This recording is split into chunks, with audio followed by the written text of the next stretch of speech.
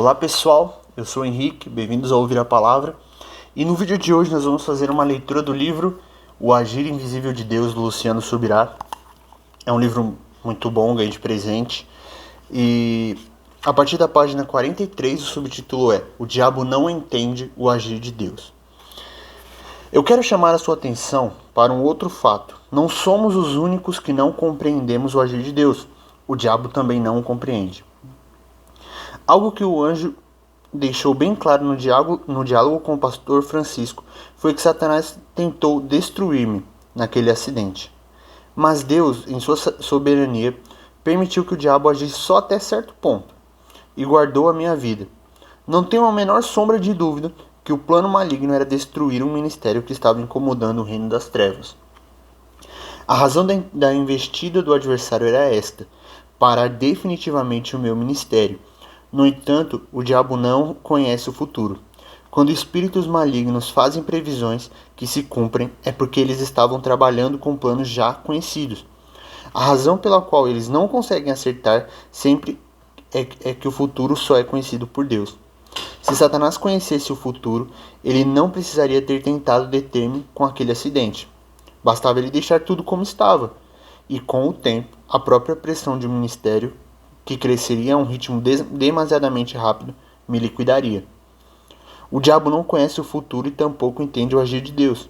E o que ele me proporcionou através daquela investida, em 1993, redundou numa grande bênção. Este é o assunto deste nosso capítulo. Pelo fato de que o diabo também não entende o agir divino, ele muitas vezes acaba trabalhando para Deus.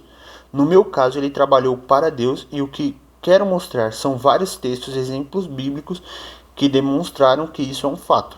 Satanás tem uma forma de pensar semelhante à nossa, logicamente. Na condição de anjo caído, ele é ainda mais inteligente e astuto e tem uma mente superior, mas a sua forma de pensar é muito parecida. É mais ou menos como se fôssemos dois computadores, um bem mais potente que o outro, mas ambos com o mesmo programa. Embora um seja mais veloz e tenha uma capacidade maior de armazenar informações do que o outro, o funcionamento é exatamente o mesmo, pois trata-se do mesmo programa. Jesus ensinou-nos acerca disso. E Pedro, chamando-o à parte, começou a reprová-lo, dizendo: "Tem compaixão de ti, Senhor. Isso de modo algum te acontecerá." Mas Jesus, voltando-se, disse a Pedro: "Arreda, Satanás, tu és para mim pedra de tropeço, porque não cogita as coisas de Deus, mas as coisas dos homens." Mateus 16, 22 e 23.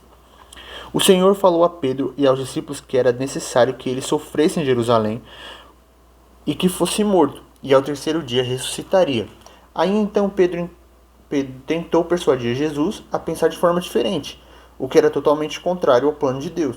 Não sei se Jesus se sentiu tentado a ter dó de si mesmo, mas o fato é que ele reconheceu que naquela hora Pedro estava sendo influenciado em sua forma de pensar por alguém mais. E então repreendeu a Satanás. Mas é a frase utilizada por Jesus que nos chama a atenção. Não cogita as coisas de Deus, mas as coisas dos homens. Cogitar significa pensar. O que o mestre disse é que a forma de pensar de Satanás não se assemelha à de Deus, mas às dos homens. Isso nos leva a concluir que, independentemente do quanto astuto seja o nosso adversário, ele também não pode entender a forma de Deus agir. Os pensamentos de Deus são mais altos, muito mais altos do que os do diabo. Para o nosso inimigo, o agir de Deus também é invisível e incompreensível. A revelação que o Senhor começou a comunicar em sua palavra, após essa visão do Francisco, foi que ele age dessa forma imprevisível e invisível para propositadamente confundir a Satanás e seu exército, e ainda tirar proveito fazendo com que eles trabalhem para ele. Foi isso que Deus fez neste meu acidente de carro. Ele usou uma investida maligna para livrar-me de uma queda, levar-me de volta à direção ministerial que ele tinha, além de não somente liberar os seus tratamentos comigo, mas também de me ensinar claramente essas verdades. Deus é soberano. Ele não permitiu que o diabo tocasse naquele carro à toa. Na verdade, o Senhor colocou uma armadilha diante de Satanás. Houve vários anos atrás a irmã Valnice Milhomes ministrando ministrando, e ela usou na ocasião um trocadilho que nunca mais esqueci. Ela falou que Deus coloca sataneiras diante de Satanás. Então explicou: quando você quer pegar ratos, você põe uma ratoeira como armadilha. E como Deus não pega ratos, ele não usa ratoeiras para pegar Satanás. Ele sempre usa sataneiras. Então, pessoal, esse foi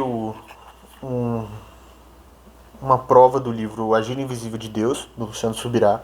É um livro muito bom que, basicamente, o livro gira em torno do começo do ministério dele e de um acidente que ele sofreu. E esse pastor Francisco foi o pastor que revelou algumas coisas para ele.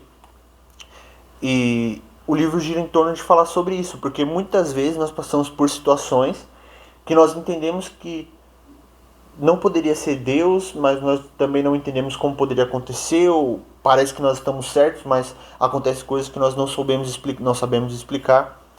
E o Luciano Subirá escreveu esse livro com essa intenção. Então eu recomendo muito que você leia. É isso, obrigado pela atenção. Vejo vocês no próximo vídeo. Falou!